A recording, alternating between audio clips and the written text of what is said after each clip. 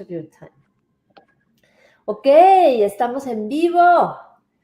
Comunidad del Instituto Mexicano de Yoga, les doy la bienvenida. Yo soy Ana Paula Domínguez, fundadora y directora del Instituto Mexicano de Yoga, y estoy súper emocionada porque pues hemos estado haciendo estos lives desde varios meses atrás.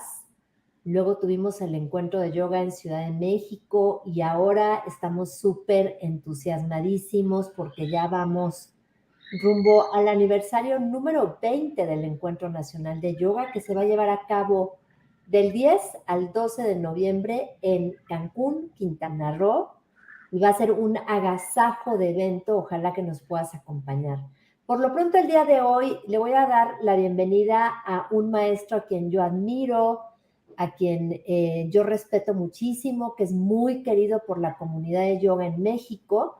Y pues hablo de David Kyle, quien es pues dueño y fundador de Ashtanga Vinyasa Yoga en Puerto Rico, y que honra la tradición tanto de Patavi Joyce como de Larry Schultz. Vamos a platicar con él sobre lo que es el Rocket Yoga y vamos a platicar sobre su participación en el Encuentro Nacional de Yoga. Welcome, David. Very nice to see you. How are you? Excelente. Muy bien, gracias. Doing very well, thank you.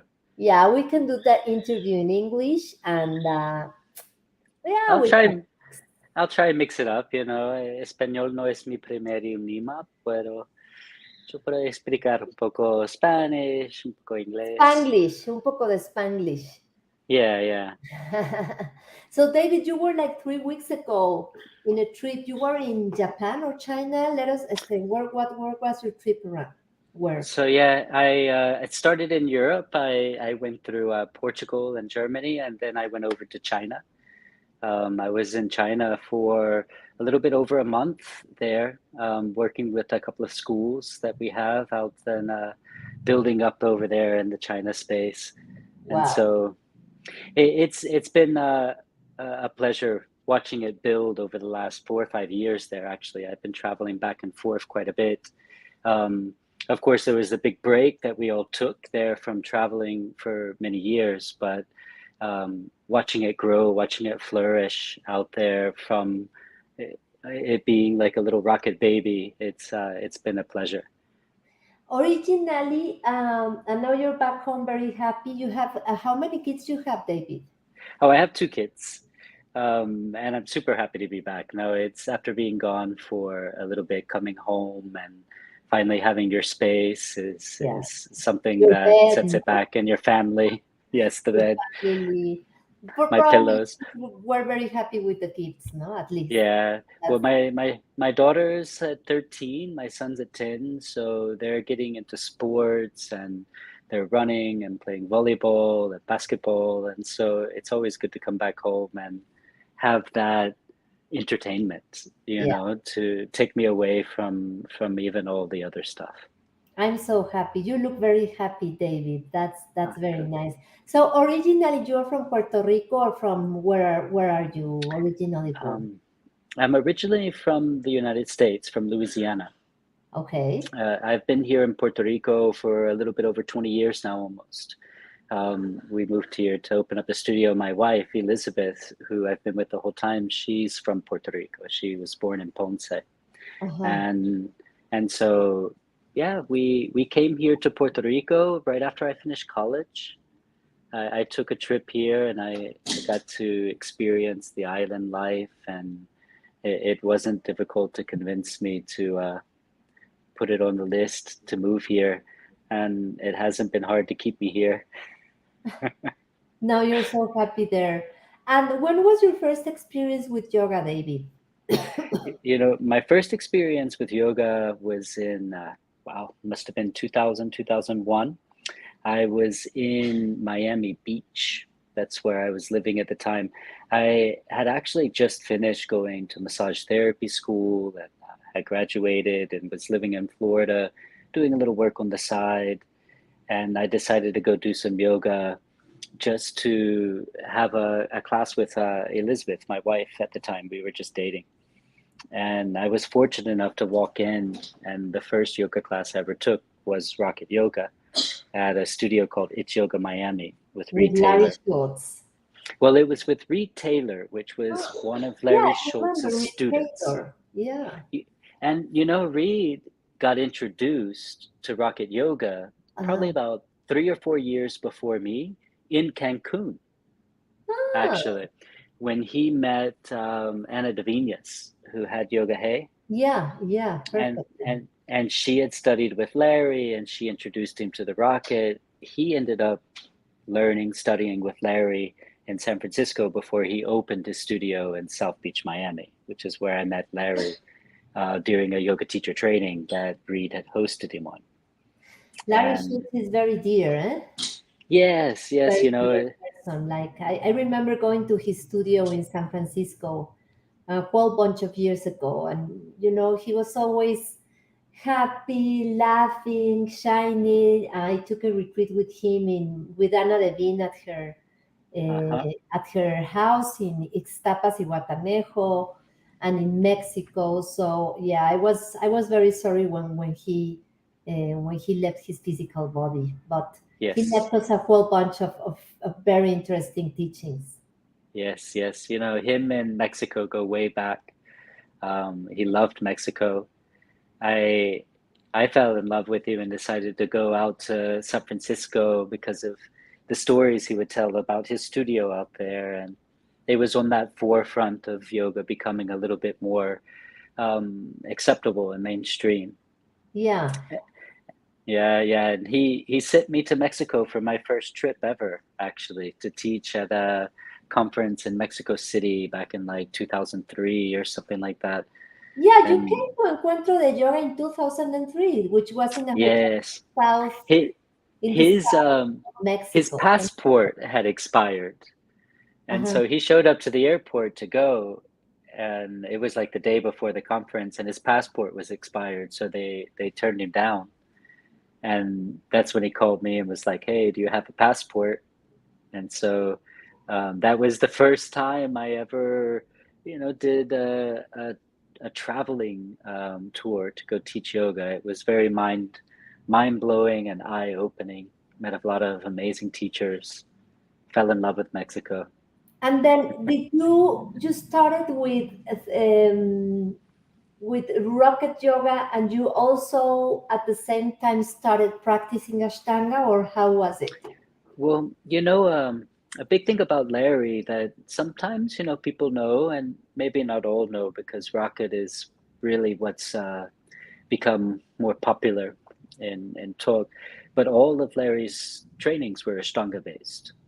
And I probably studied Ashtanga with Larry for several years. And he would teach a little Rocket for master classes and stuff like that, but it wasn't part of his trainings. That was something that really he taught, and if you substituted him, then maybe you teach a Rocket. But even at his studio in San Francisco, it was mostly Ashtanga based. And his style was a little bit more of a modified Ashtanga. Yeah. And so you didn't have the same setup as like a Mysore setting. We had open practice, but there weren't adjustments. Maybe once a week we do a traditional practice. And eventually, because I was young, even through encouragement from Larry himself, he always considered his school a Montessori school for Ashtanga yoga. Yeah. A space where traditional and more contemporary viewpoints would come together and be able to coexist. And in that space, eventually he would always say, you graduate at a certain point, you leave the Montessori school, you go towards a more traditional practice. And so I was able to find many teachers along the way that have given a little bit more of a traditional outtake of what the practice is. Teachers that Larry would suggest, like David Williams, Danny Paradise, some of the older teachers. Even thinking of Mexico, when I did that first trip, Larry made sure to introduce me to Baptiste. Yeah, Baptiste Marceau, amazing. Marceau. And, again, mind-blowing and eye-opening to a little bit more of a traditional practice, but also open, willing to evolve. Teachers that are willing to evolve are important. how your practice has changed over years, because in the last 20 years that the Encuentro de Yoga has been going on, like there's a whole bunch of friends that have been, injured with Ashtanga yoga and all of different stuff happening, no? Because we were Yes. very like warriors and savages out there, no, in the asana ground. So, personally, has your practice changed and your way of teaching? My practice has absolutely changed. Way of teaching follows that. We uh, practice what we teach what we practice. Yeah. As the shift, because it has been like 20 years, we're talking 20-year-old body versus 40-year-old body. I still feel strong. I can still do all my tricks. But just reflecting back to like when I first started, I was practicing 2 times a day, morning practice for an hour and a half or more, afternoon practice led, running trainings throughout the middle of the day, so constantly demoing. And even coming from the Ashtanga world, which holds the idea of a daily practice as something that I feel they almost place as a requirement, which Yeah. I have learned to not necessarily view it this way. Um, More consistent practice will definitely win or achieve with more, a steadier pace to acquire a particular movement, a particular posture that maybe you're going for. But it's like every drop in the bucket eventually fills up the bucket. It's the turtle versus the rabbit.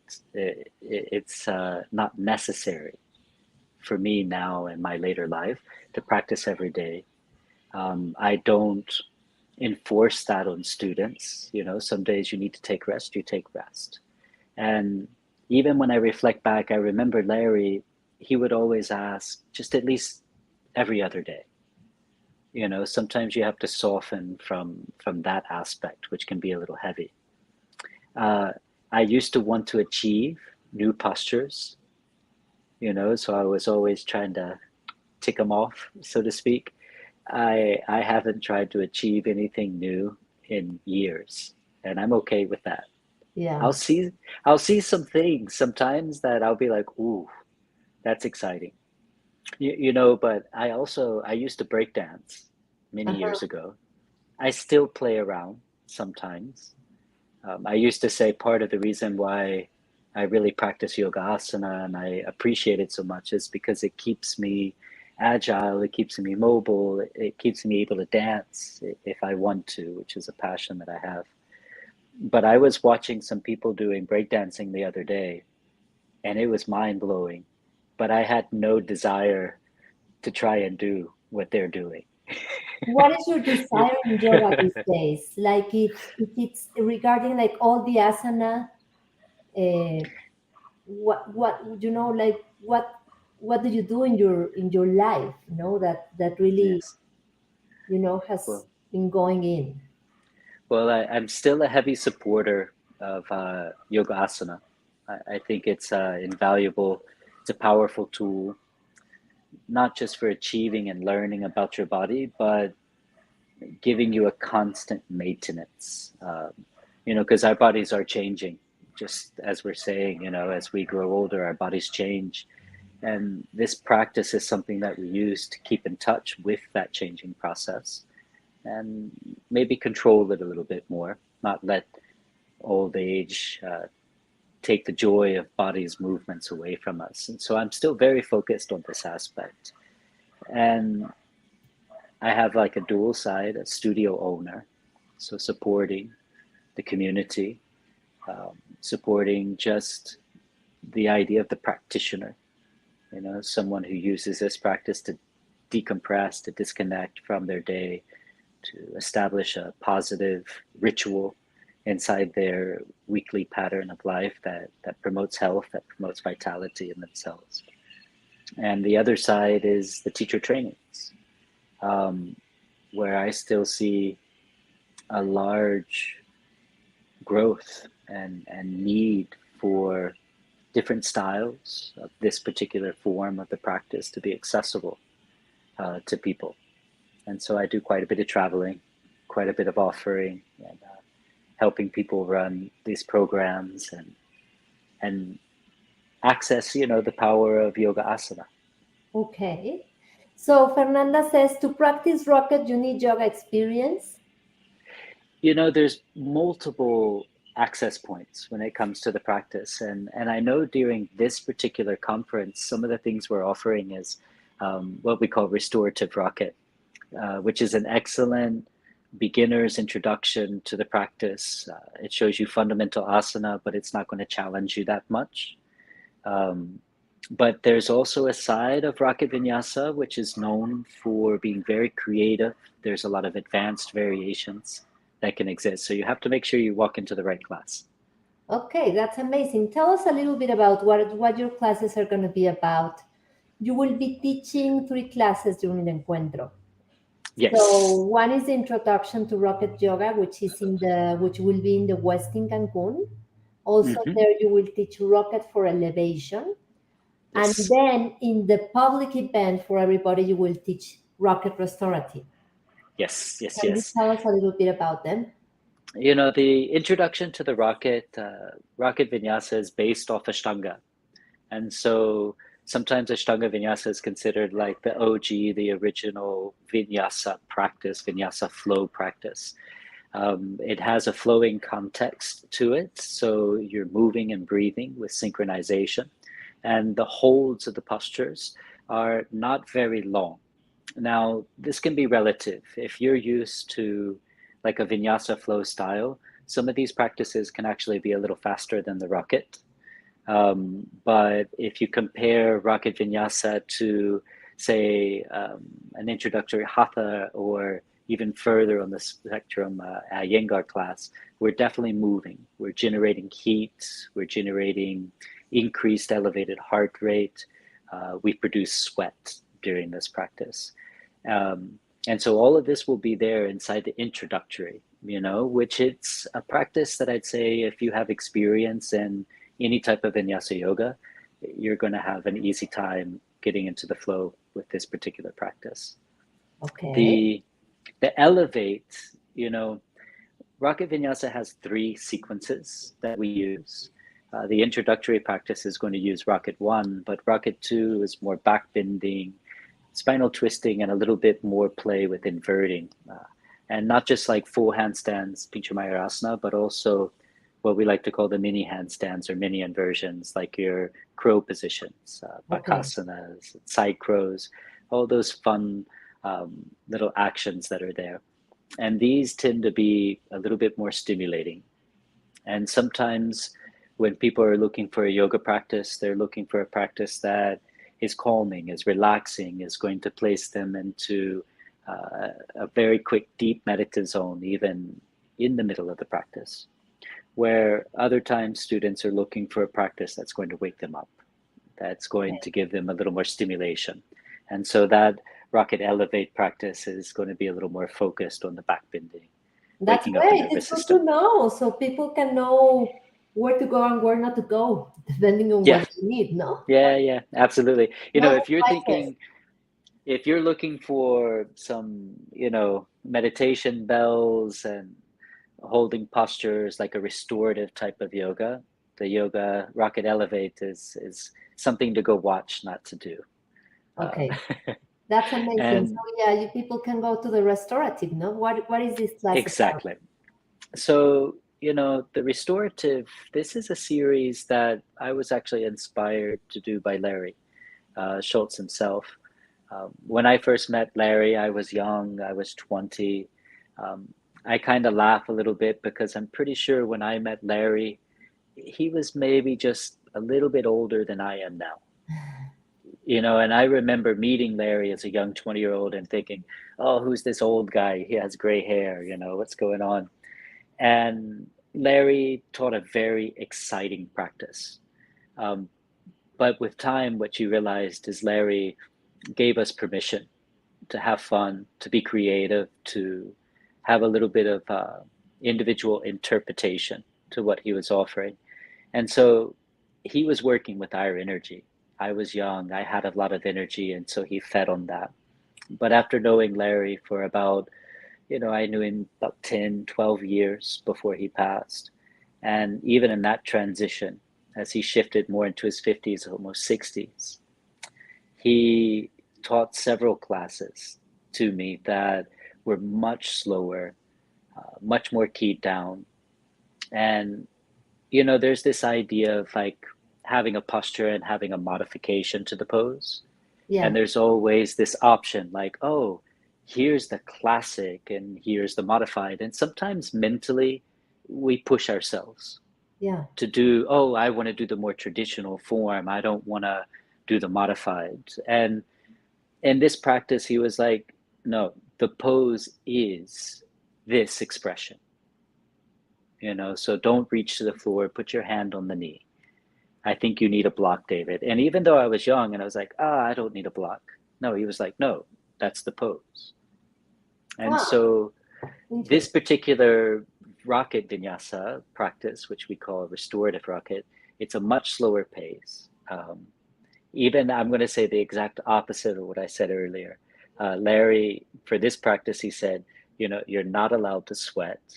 Your heart rate should not increase. Let's do the practice in a manner that promotes that opposition of softness and ease. And I think what it shows is it's not necessarily what you do, it's how you do it. And so you can see Rocket Vinyasa in all its glory, which maybe you've heard or would associate the name, the feeling and energy that's in the name itself sometimes intimidates people. But Rocket Restorative shows that with this particular sequence of asana, you can access something that is super accessible, promotes a lot of calm and ease and a perfect setup for meditation. Oh, I'm super excited, David, to see these three classes. So can I show you a little bit about what's going on in Cancun? Yes, absolutely. I'd love to. Okay, so let's do it. I will talk in Spanish. Sí, por favor, yo entiendo todo. Ok, bueno, pues vamos a ver qué es lo que va a pasar en el encuentro de yoga del 10 al 12 de noviembre que se va a llevar a cabo en Cancún, Quintana Roo.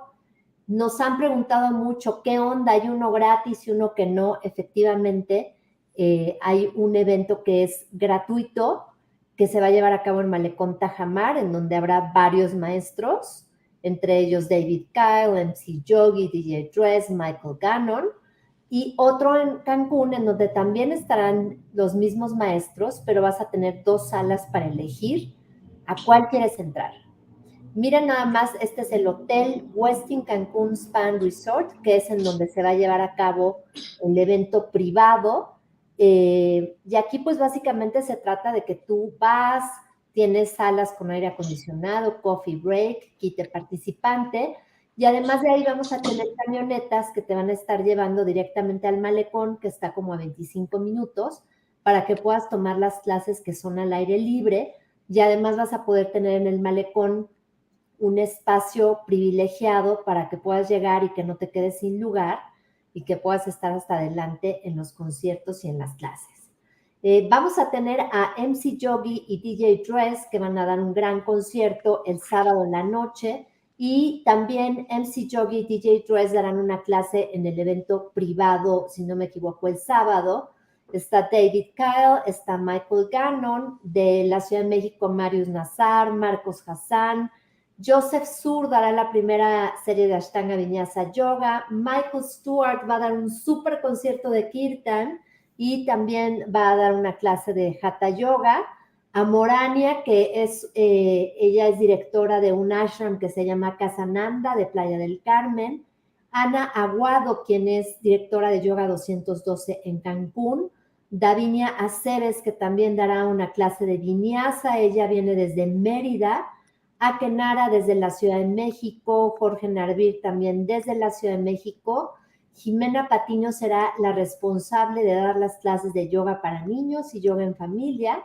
Estará Itzel Olvera desde Tulum, ella es de las maestras base de Holística Tulum, Mariel Chapoy, que tiene un centro de yoga que se llama Copo Yoga en Playa del Carmen, Cintia Landa y Martín Zárate de Monterrey, que ahora también viven bueno, Cintia vive en Mérida y Martín vive en Riviera Nayarit, pero en realidad también pues representan a la banda de Monterrey, Cecilia Cordero de Cancún, René Nájera, que va a dar un súper concierto también el viernes de música prehispánica, también Aloysia Barreiro va a dar un concierto para cerrar el evento, Nara Yani, que va a dar una clase en el evento público y ella viene de Riviera Nayarit, y Liliana Mejía, quien es directora de Renacer en Cancún.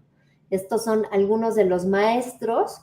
Este es el precio actual que tenemos, pero si estás viendo esto el día de hoy, te recomiendo que uses el código gratitud y vas a obtener un descuento durante las próximas 24 horas. Fer te dejará por ahí el enlace.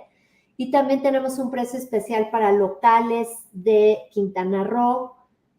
Pueden mandarnos sus comprobantes, su INE o algo que sepamos que ustedes vienen de Cancún para que reciban también un código especial.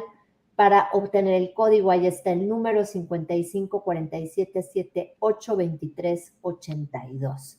Si alguien tiene alguna duda o pregunta, hable ahora o calle para siempre. No, no calle para siempre. ¿Cómo creen? Siempre estamos aquí para servirles. La página del encuentro es encuentrodeyoga.com. ¿Qué te parece, David, el programa? Todos son diferentes, ¿no? Mira, excelente, todo excelente, todo excelente. The lineup is superb. I can't wait. And a lot of power. I was telling Fernanda and my team earlier that there's a lot of men in this conference. There's more men teaching than women in this conference. So it's going to be powerful, no? And I know you have a lot of friends that are going to be there, no? That you know. Yes, absolutely. No, I see many familiar faces, some that I haven't seen in a while. So it's going to be a reunion. It's going to be amazing. It's going to be amazing. The 20th anniversary, and I'm so glad that you accepted to join us. And you will be in the Riviera before with the Palooza Festival with Michael, right? Yes. Yeah. I'm going to be doing a little tour through Mexico. So I'm super stoked. I'll be down in Playa del Carmen. We have a little Ashtanga weekend that we do there over at his spot, the yoga loft. And then as I go through Cancun, I'll cut up to Puerto Escondido. Oh. And Puerto Escondido is just retreat. Now we're going to sit, we're going to surf a little bit, maybe do some skydiving, of course, some yoga. Yeah. And then you come to the party. Then I'm done for the year. Then I'm done for months. That's exciting. Yeah. You will deserve a rest, David. Yeah. Thanks so much for being part of this celebration of this Encuentro, and I'll see you very soon. Yes, I'm super happy, Ana Paula. This is going to be stellar. Thank you. Un abrazo. Very soon, ¿eh? Muchas gracias, David. See you soon. Hasta gracias pronto. A toda la comunidad que se unió. Muchas gracias. Gracias, igual. Buenas noches. Buenas noches.